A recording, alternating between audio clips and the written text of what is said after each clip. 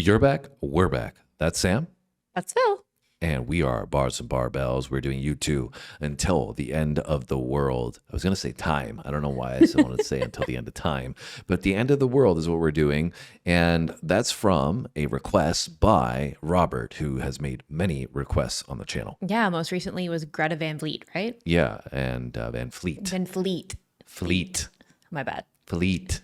Fleet. That's what I said the second time. No, I don't think you did. It sounded like a Fleet again. No, I said Fleet with an F. Oh. Wow, that was aggressive. Anyways, I like that one a lot. It was very good. So great. thank you for that request. Yeah. So, like I said, Robert's been, crushing it with the request. So appreciate that, man. Thank you so much.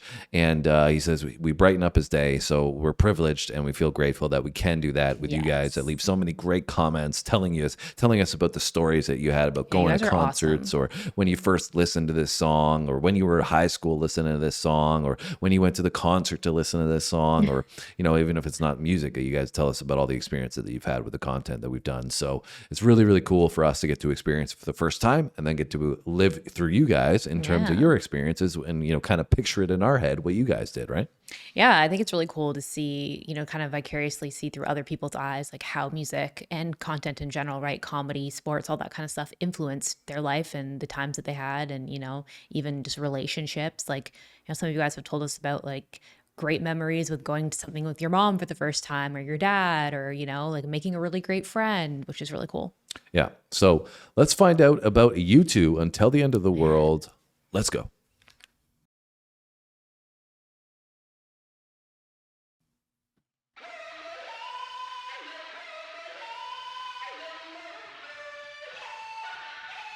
Looks like it's floating.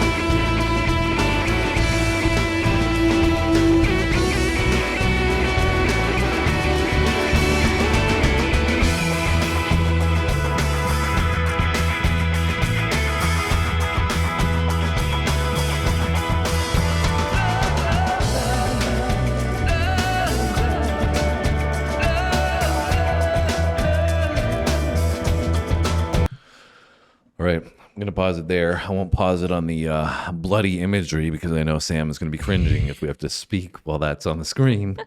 See, this is what happens when you've lived with Sam as long as I have, guys. You got to know these little details to make your life a little bit better. Yeah, I'd be getting super distracted. The video in general is very trippy, since you already talked about the video. Yeah. Video is very trippy. What do you find trippy about it? Well, it's just like all these different color schemes. It almost like reminds me of sometimes when things go into, that mode that when you're recording something and it's like all these like bright colors, like it almost shows like the heat signatures and stuff. That's Right. kind of what it reminds me of. Yeah, it's I think like what I was really struck by in the video was that the imagery almost of like looking like a statue, the way they had the effect of looking like a statue. Yeah. I was like, he's Like bright floating. white. Yeah. And we were reading before we got into this one that this is actually supposed to be representative of Judas betraying Jesus. Yeah. And And them having like a conversation. yeah, well, and he was painting a picture of some of that, right? The wine and, Judas taking the money and all that kind of stuff, right? And so that imagery, like it's almost like they were portraying him, like I said, as a statue in that regard. Even this, like you kind of like see a face in the background, Yeah. right? And I think like they're playing off of this idea of that religious imagery to an extent, but at the same time, the lyrics, if you didn't know the backstory Yeah, of I'd it, have no idea. they would be representative of a love Yeah, interest, right? that's Because what I you would broke think. my heart. Yeah, that's why if I didn't know, like if we didn't read that first, I would think this was talking about a relationship. Right. So it's really cool the layers of betrayal that we're talking about Yeah. here, right? Very creative. Yeah, for sure. Lyrically. And then musically, the use of the guitar by The Edge, really, really cool how they just like, they know how to place it, in the song, in the right spots to play off of the emotiveness of the delivery on the lyrics and the vocal. Yeah. It makes it like, I don't even know how to describe it really, because it's definitely not depressing in any way, and it's kind of uplifting, but it gets you in your thoughts and in your feels to some degree as well. So it's really a weird mix that they have from a song standpoint, and then the video adds an extra layer to it. Yeah, I also feel like they're putting an interesting, like a really cool effect on some of the instrumentation, like probably the guitar or something. It sounds like almost like there's like a heavier effect on that. Yeah, it's they've got a reverb on there, Yeah, and his vocal is really great, like the delivery, the clarity and stuff in this as well. which we've come to expect Yes. from you too. All right. Eyes, I love the element of surprise. In the garden, I was playing the tart. I kissed your lips and broke your heart. You were acting like it was the end of the world.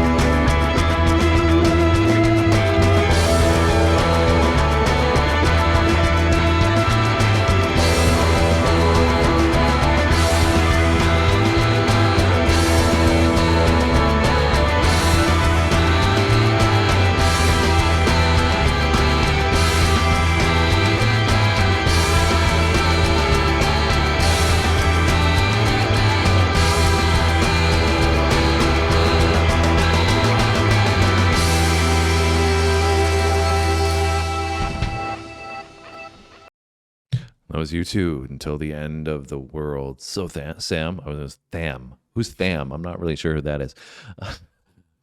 Tham, what are your thoughts? I thought it was cool. Thought it was really creative and very different. And I feel like this is a little bit of a different sound from them than some of the other stuff that we've done. I feel like previously the stuff that we've done, I have said that I feel like they have a very distinctive sound. And I feel like this kind of veers off from that a little bit. It's a little bit different for them. So Yeah, I mean, it's been a little while since we have done some U2. I think distinctively the guitar work that they use gives them that sound a lot of the time from the Edge.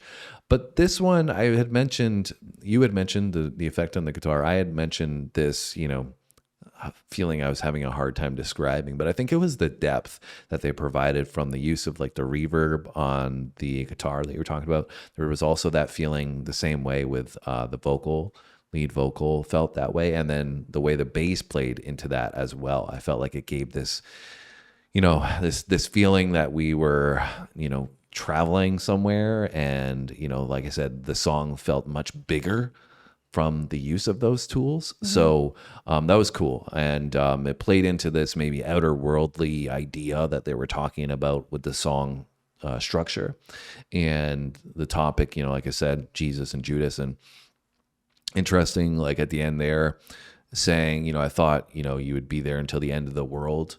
And that's, capturing, I think, the idea that, the disciples, many of them were like, yeah, well, we got your back through and through no matter what happens. And then, they weren't there at the end of the day. Right. And so it was just interesting how like it was framed, as we said, in a way you wouldn't get those undertones unless you knew what it was about. But knowing what it's about, it really does portray that message and that story really, really coolly, in my opinion. Yeah, for sure. It's really, like you said, it's really cool, the layers to it, which I think is really impressive from a creative standpoint.